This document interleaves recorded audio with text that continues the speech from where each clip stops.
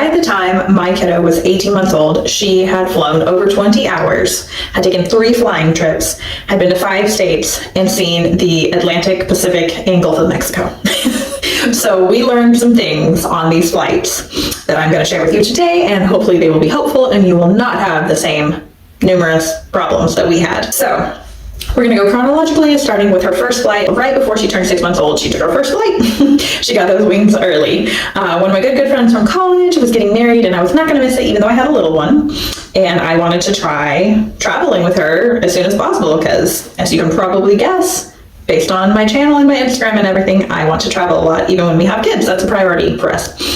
So we were like, yeah, we're going to go. Of course I'm going to make your wedding. Yeah. But unfortunately, the wedding was in Indianapolis, and there were no direct flights from Houston to Indianapolis that weekend. And my friend is from Houston, and she's like, I fly direct all the time, Southwest, direct to Houston.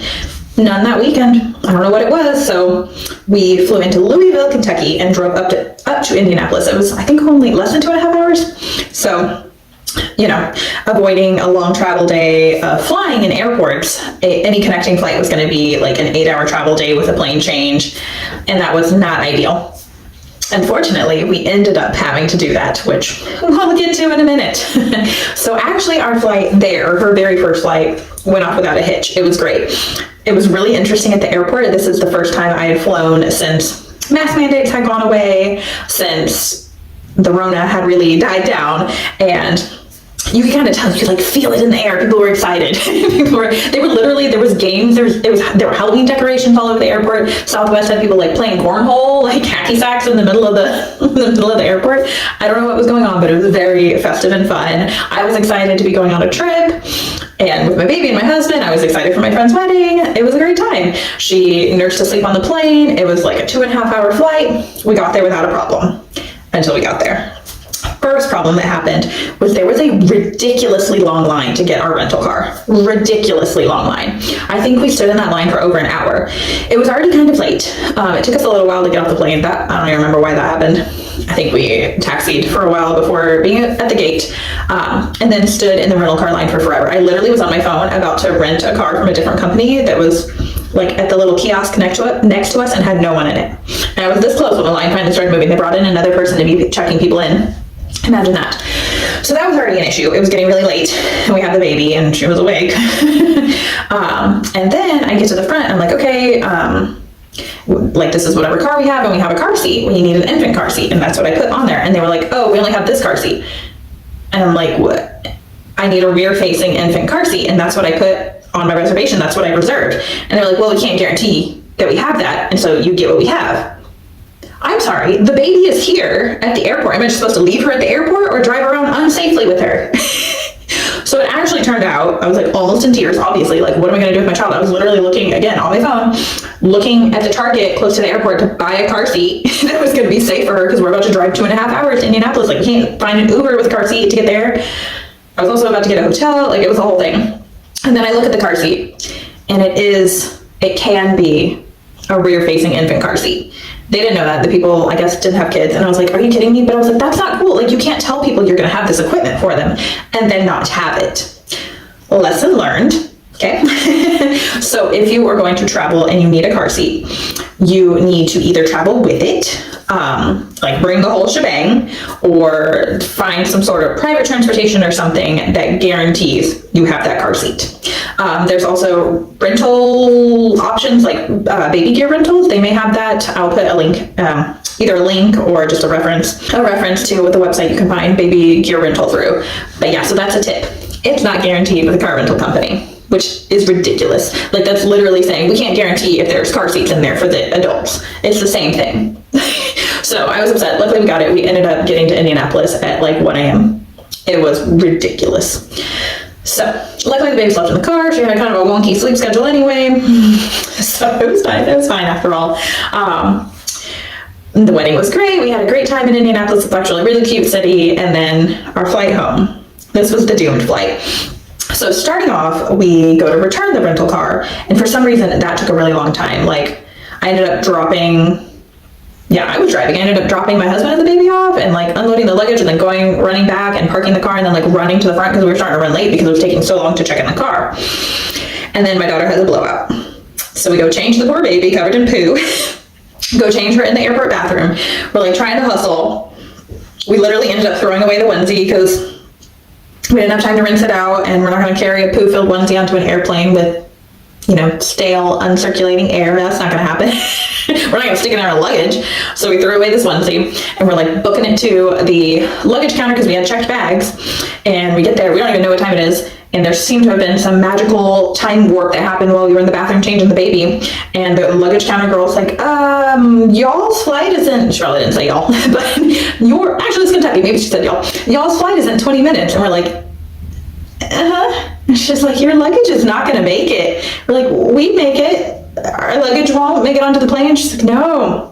I'm like, oh, okay, what do we do? She had to bump us to a later flight. I asked if we could be on that flight and our luggage could go on a different flight. Because when they lose your luggage, that's what happens, right? Like, my luggage has been lost before. It got sent back to me on a plane without me there. But she said no. So this was Southwest Airlines. And she said, no, they can't do that. She had to bump us to a later flight. So then we had like 4 hours to kill in the Louisville, Kentucky airport, which was great. Luckily, Louisville actually has a really, really great mother's room, whatever they call it, like a nursing spot.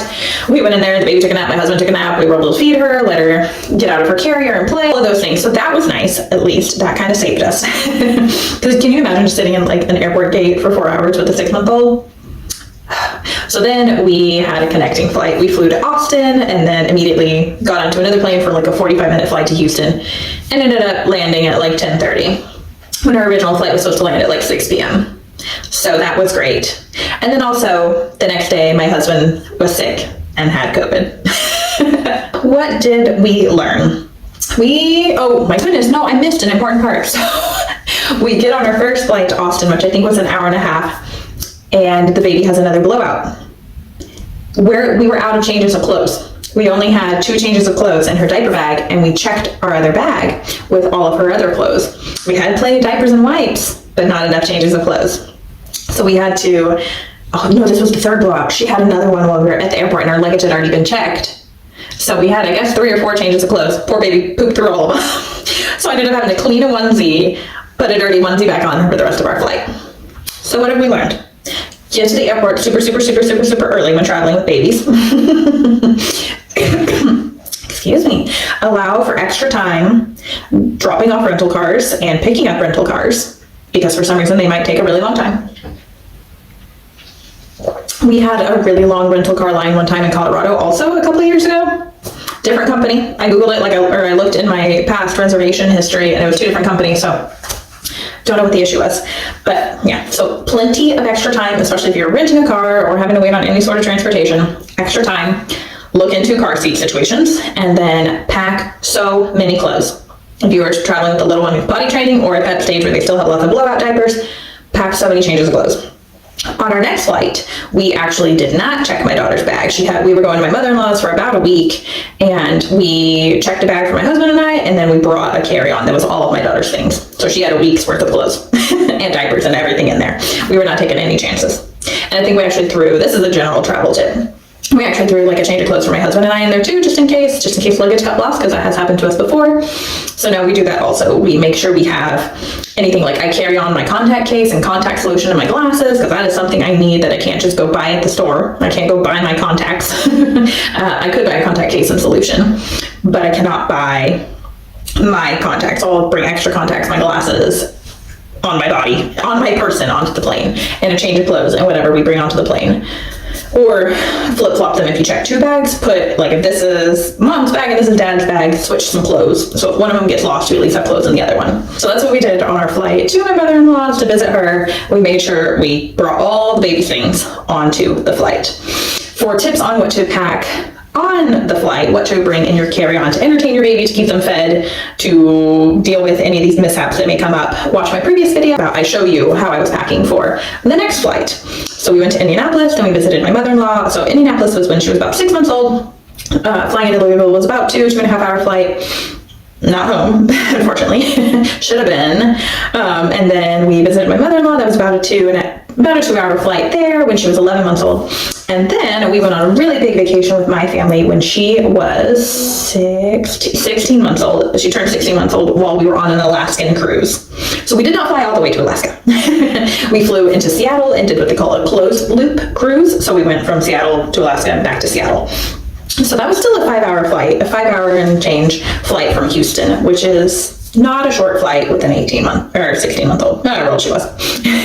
So I was very prepared for that, and you can see all about that in my last video. However, we still had some big issues, and this was more of the airport and United Airlines fault than the baby or my fault. So I'm just going to tell you this one in story form. So this is a story. 11-hour flight got all screwed up. So we flew out of George Bush Intercontinental Airport in Houston, and I hate that airport. If you ever visit Houston, or if you're a Houstonian, you already know. But I would avoid that airport. If you're able to fly into Hobby Airport, which is HOU, instead of Intercontinental, which is IAH, do it. Like, oh my goodness, there was construction for years. There's been construction since I was in college, and it's been about 10 years since I graduated, and it was like in the middle of college this construction was happening. But that was where there were direct flights to Seattle available, the best timing of the flights available. I think there were some available from Houston to Seattle on Southwest Airlines out of the other smaller airport with no construction, but it was like an 8-hour travel day with changing plane changes and all of that. So Intercontinental it was. And our problem started from the get-go with this flight to Seattle. So we were going with my family, my parents and my sister were all together, and then it was me, my husband, and the baby. And the the terminal rather, we were supposed to be going to, the roads outside of it were closed. We all parked in the parking spot. I love that place. And they have these little shuttles. So that's the name of the company. It's called The Parking Spot. And they have shuttles, and they drop you off at the airport. And you don't have to park at the airport. It's cheaper than parking at the airport. And we've done it a billion times, and it's always very smooth. The driver of the shuttle my parents were on took them to, I think, Terminal C, and we ended up at Terminal D with a ton of other people that were being rerouted from, I think E was closed, so they dropped us off at D, and my parents went to C. C apparently was not crowded. They dropped off their luggage, they went to security, they went on their way. We did not. So we got dropped off at D with a ton of other people. Every other time I have flown, which is dozens of flights at this point, I have walked up to the counter, dropped off my luggage, had a quick little checksy doodle that it's my luggage. They look at the license and everything, they look at your ticket, and then you go on your way. Maybe 5 minutes of my time. We stood in line to drop off our luggage for United for over 30 minutes. We were standing there, not even to the counter to drop it off, for over 30 minutes. Then we get to the counter to drop it off, and they have to do the whole thing, and they have to weigh it, and they have to check it in. And by the time they get there, it was the same thing. The lady's like, this luggage isn't going to make it on this flight. And I was like, well, yeah, we've been in the line for over 30 minutes. And I said it much more polite than that. I was also panicking because I knew our flight's taking off in like 20 minutes and we haven't even hit security yet. And it's at the other end of the airport because we were in the wrong terminal. So I'm like, man, we've been standing in this line for over 30 minutes. And the reason we've been standing in the line for over 30 minutes was because everyone was being routed to D because E was closed. There were originally 2 people taking luggage from all of these people, and then one went on her break, or I guess they had a shift change, and another comes in, but she walks up to the counter and pulls out her phone and is scrolling, doesn't start checking people in. So there's one person working for several minutes, and this one person is working with a man who's traveling with his older mother, and she is off in the back on her phone, talking on the phone, and he's like yelling for her. So we're all waiting for this man and his mother to drop off his luggage, but they need the mom to come and show her ID before they can drop off the luggage. So the one person is with one customer for several minutes. And so I get to the front and we're like panicking because we're like, yeah, we know our flight is, we are aware, we know, we have been standing here, this should not be the case. And the lady was like, well, when you're traveling with a baby, you need to get here earlier. And I was like, the baby didn't make any of this happen. This is, what? The baby didn't make the line long. That doesn't make any sense. So she was like, well, we can send your luggage on a later flight, but I'm not sure if you're gonna make your flight. And I was like, okay, put it on the other flight, I don't care. But what's interesting is the Southwest lady didn't give us that option, that I asked. So I guess that's a difference in airline policy, or maybe it's a per person policy, I don't know. But she's like, we can put your luggage on this later flight to Seattle and you'll have to go back to the airport and get it. And I was like, whatever, thank God our cruise is the next day. Also a big tip, if you're flying somewhere to go on a cruise, do not fly in the day your cruise leaves. Do not do that. We were going to Florida in March to visit my mother-in-law, and there were people trying to make a cruise that day in our flight. We did have one issue. Our flight got delayed. I forgot about that. But it was like held us all and said, let them stand up and disembark. That's not what it's called. That's on the cruise. It's called disembark. Get off the plane first so they can attempt to make their cruise. So sidebar, if you are going on a cruise, fly in the day before and get a hotel. Like, just don't even risk it. Don't even, like, I don't care if you're landing at 7 a.m. and you're supposed to leave at 4 p.m. Don't do it, okay? So thank God, at least the small peace of mind I had was that our cruise was leaving the next day, not that day. This was Sunday, the cruise was leaving on Monday. So we had time to go back to the airport, get our luggage and everything. So we drop off our luggage and we know we have to book it. Luckily, semi-luckily, my family is already literally there at the gate boarding the plane, because at this point boarding is happening. We are walking to security in a different terminal. And the boarding is already happening. So my family's like calling me. They're like, yo, gotta run. We're like, we're aware. We can't run. We have to go through security. Like, we know we're behind. And then we get in the security line. And I had looked up TSA rules on milk beforehand. And if you see in my previous video about packing, I packed boxed milk. And what I read was if it is sealed, that's fine. However, they pull aside my bag and they're like, who sent this, you know? And I'm like, oh, that's fine. Like, I know I took out my liquids. And they're like, well, we have to test this. I'm like, what do you mean you have to test it? And they're like, well, we need to unseal it to test the liquid. And I'm like, no, what I read said that if it's sealed, it's fine. If you unseal it, then I have to use it in the next like hour or two. Like, it's boxed shelf-stable milk as long as it's sealed. We have like 6 hours till we land. Like, you can't do that. And they were like, well, we can do this other stuff. They had to, like, I guess they would test my hands for bad material residue. And so they had to like swipe my hands with this stuff and like have to go back through the scanner. Not my husband though, which doesn't make any sense. We're traveling together. Also, they didn't want to test our food pouches, just the milk. And I'm like, that doesn't make any sense, nor is it what I read. So there was another hang up. And actually that didn't take that long. That maybe added like 3 minutes. But still, when you're literally about to miss your flight, 3 minutes is a long time. So I have the baby in a little pop-up stroller. My husband has our carry-on bags, and we start sprinting because, of course, not only are we in Terminal D, and we're going to Terminal E, but we are the very last gate in Terminal E. And this is an intercontinental airport. There are tons of gates. It was like gate E27 or something like that. It was literally like you pass the first 15 gates, and then there's no gates, and then you go down this long hallway, and 27 was the very last gate. I sprinted, pushing my daughter in her stroller a mile through the airport. My husband's running with luggage over a mile through the airport. And we get to the gate. I had called my sister while we were in security, and she's like, what is going on? Like, they say they're going to hold a flight for you. Like, we talked to a flight attendant. It's okay, but you still have to hurry. But we get to the gate, and I'm like huffing and puffing. I'm pretty much in tears. I've got the baby. I'm trying to unload her, and the people at the gate are checking my boarding pass, but they're like, you're late. I'm like, ma'am, I am aware. I am aware that we are late. And I was like, there's a flight attendant. My family's on board. There's a flight attendant. She said they're going to hold it for us. They said they spoke with the pilot. The pilot himself said they are holding it for us. I was like, I'm literally on the phone with my sister. And they were very, very rude. They, again, were like, when you're traveling with a baby, you need extra time. Again, this is not the baby's fault. She didn't have a blowout this time. This was not the baby's fault. And I was too flustered to say anything. Like, this is not the baby's fault. I did tell her, like, no, there was a really long line dropping off our luggage. And again, she was like, well, you're traveling with the child. The child has nothing to, I maybe would have ran a little faster, but technically we were at the gate with like 3 minutes till takeoff. I know they closed the doors and everything, but we were there 3 minutes before we were supposed to take off. Like, we sprinted and made it to the gate 3 minutes before takeoff. However, this woman and the other woman working with her, while berating us, called someone over to report the pilot and the flight attendant. One of the flight crew came to the gate and were like standing there waiting for them to open the door to let us on. And I'm like, ma'am, someone's there. She's like, I know, I see him. Okay, so why are we getting on the plane? We're reporting them. So they held our flight to report the pilot and the flight attendant prior to letting us on. Then they let us on. It literally took us like 30 seconds to walk down the aisle, throw our bag in the overhead bin and get in our seats, and then we could start backing away from the gate. But these women who were very rude, and again, trying to blame us, when I was like, no, there were not enough United employees taking our luggage. And they were incredibly rude. And in all that melee at the gate, I left my phone. I left my phone at the gate, and I knew exactly where it was because I put it down. It had our boarding passes on it. I put it down to get the baby out of her stroller, fold up the stroller while these ladies are arguing with me, and then guess what happened? We taxied for a little while, and then we wait for like 20 minutes before ever taking off. But because of all that, our luggage made it onto our flight, and we didn't have to go back to the airport later. But unfortunately, we had more problems with the poor baby on the flight.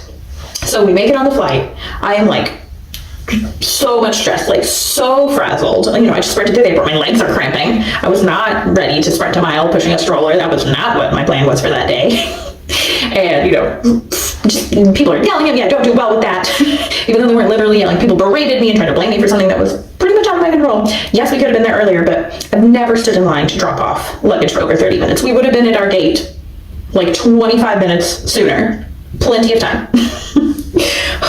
So we're on the flight. It's going okay. We have our toys. I give the baby a bottle. She goes to sleep. It's her nap time. Unfortunately, she had a bit of a cough. She had a little bit of congestion, and she's, you know, reclined kind of an awkward position in her car seat. She had her own seat on this flight. We were flying United, and we got her own seat. Since it was a 5-hour flight, we were not going to try and hold her the whole time. So she's in her car seat, kind of a weird angle, coughs a little, and throws up a lot. She's a kid where she didn't just go, bleh. It's fountains, like her entire bottle, all over her. Some on me, on her car seat. And it was like 20 minutes after she napped. It was like only 45 minutes into the 5-hour flight. And then she was awake. So that was an eventful flight. It was eventful before we even got on the flight. And it was not great. It was not a great start to our vacation for sure. Luckily, you know, once we got there and I saw that the luggage made it, I literally almost started crying then. I was so excited. I was like, is that our luggage? Is that our luggage? Like, we're getting my parents and my sister's luggage, and I see ours and I'm like, oh. So very thankful. I was like, thank God something went right. Because yeah, we had to entertain the baby for about 4 hours on the flight. And then, yeah, it was a doozy. And then, you know, she was grouchy because she only took a 20-minute nap. And we had to wake her up early that day to make it to the airport on time. But she ended up taking a little car nap on our drive from the airport to our hotel in an Uber with a car seat. And then she was reset. She was on Seattle and Alaska time. Her sleep schedule was adjusted. That was like, she woke up at like 3:30, which is when she often wakes from her nap at home. So we adjusted to the time change without intentionally doing that. But so what have we learned? Again, get to the airport even earlier than you ever think you would need to. Just plan on having breakfast there. Honestly, if we ever have a flight that's like before noon, again, traveling with kids, we're getting a hotel near the airport the night before. Like, I'm not doing that ever again. That will be part of our travel budget, is staying near the airport, especially the big airport with the construction. We will be staying near the airport the night before. Unfortunately, we don't have friends that live near the airport. We need to make some friends that live near the airport. But yes, so also Southwest employees versus United airport employees. United, like -2 out of 10. United air crew, flight crew, like 12 out of 10. Highly recommend. They were great. They were so patient and kind. Literally, as we were boarding, I felt so bad, you know, I felt like everyone was staring at us, even though they really hadn't been waiting for that long. But we get on and we sit down again really fast. But as we're boarding, one of the flight attendants was like making an announcement, and he was like, our name is United. We can't break up a family. We got to be united. So, but yeah, so those are our travel fails. And hopefully you can gather some things to help you be prepared for your flights with your little ones. Pack all the things. Make sure you watch my previous video about things to pack. Get to the airport super early. If they have congestion, try to suck out their little boogers before they go to sleep. Things like that. If you are looking for more videos on traveling with little ones, I will have more coming up. I have a video already out about what I learned on my first Disney trip as an adult, but they are totally applicable to family travel. All of those tips are. Be sure to check that one out. The other side of my channel is about meal planning, saving time and money in the kitchen. And if you are a parent of a little, that is probably applicable to you too. So please subscribe, turn on notifications for all those upcoming videos, and I will see you probably not in my bathroom, but maybe in my next video.